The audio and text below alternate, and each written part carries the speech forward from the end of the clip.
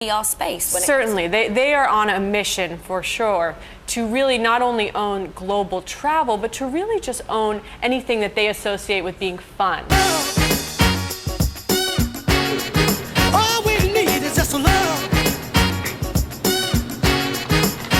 Hello YouTube, this is Richard with ShortTermRentalSecrets.com, and I'm coming to you live from Whitefish, Montana. Check it out.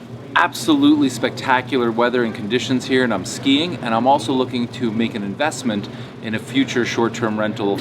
I'm taking a look at what the different condos, I'm looking at some land, I'm looking at some townhouses, and I'm running it through our calculator and optimizers to see if I think that this Whitefish year-round community, unbelievable lakes, hiking, Glacier National Park in the summertime, paddleboarding, boating, you name it in the summertime, and incredible skiing in the winter, is a good addition to my portfolio, and more on that a little bit later. But in the meantime, I wanted to go ahead and film a video about the Airbnb acquisition that I'm sure you've heard about of luxury retreats and what that means.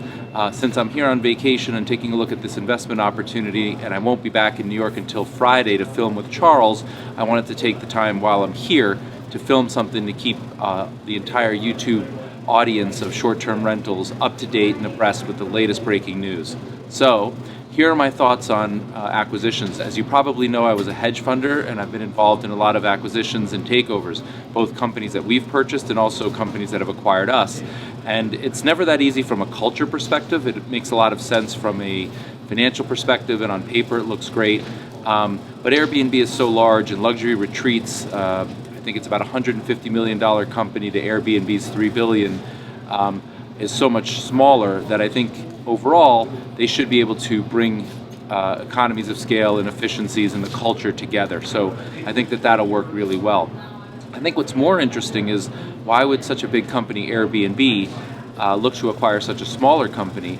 And I think that the interesting thing here is the opportunity to become a one-stop shop of all types of properties. If you think about Airbnb, when they started years ago, like a decade ago or less, it was about fold-out couches and blow-up mattresses, and something that people didn't really think would be too mainstream. And fast forward, less than 10 years later, and Airbnb is the single largest owner of hotel rooms, lodging worldwide. And one absence category that's missing is the super high-end, where people would rent mansions and villas and luxury brownstones and townhomes and the like, and that's what luxury retreats focused on. So this move signals that Airbnb wants to be from the economy all the way to the super high end, and they've done exactly that by buying luxury retreats for about I'm not exactly sure what they paid for it, but that's not the point. The point is they want to be a one-stop shop, full-service operator, and they've done just that. So what do I think the future looks like for Airbnb? It's incredibly bright. I think we're in the really early stages of users using Airbnb for all of their lodging, whether it be for personal, vacation, business. I know I've tried to use it in half a dozen cities over the last year or so, and there's just really not that much inventory. There's a lot of listings, but either there's no availability by date, or the pricing is wrong, or the quality isn't proper. So I think that the future is incredibly bright for Airbnb, and now's a great time to get started, whether as a host or a guest or both. So I think this is a really smart acquisition for Airbnb. I think that they'll do really well with it, and I wouldn't be surprised if they don't grow that luxury segment faster than anybody thinks.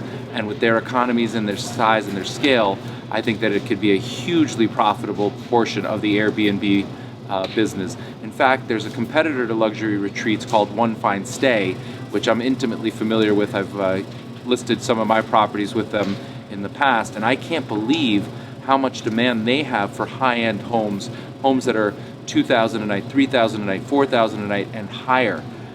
That's a whole segment of the population that would normally not be on Airbnb, and currently they use travel agents and so on, but they want privacy. And so the opportunity to rent a big mansion or villa or a brownstone and have your family or your staff stay there is incredible, and the margins are amazing. So anybody who's watching this, if you have such properties and you think it doesn't really work for Airbnb and you still think it's the fold-out couch, the times they are changing, they're changing rather quickly, and you should really think about trying your hand at it because I think when you're on vacation, you may pay for your entire vacation by listing your home with Airbnb or One Fine Stay.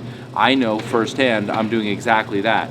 So with that, I'm going to sign off from Whitefish, Montana, the great state of Montana, where I'm just having an absolute blast. I've seen a couple of investment opportunities. Stay tuned for my analysis, but it looks really compelling, and this is the kind of thing that you should be doing wherever you travel, wherever you visit, whether it's for work or play.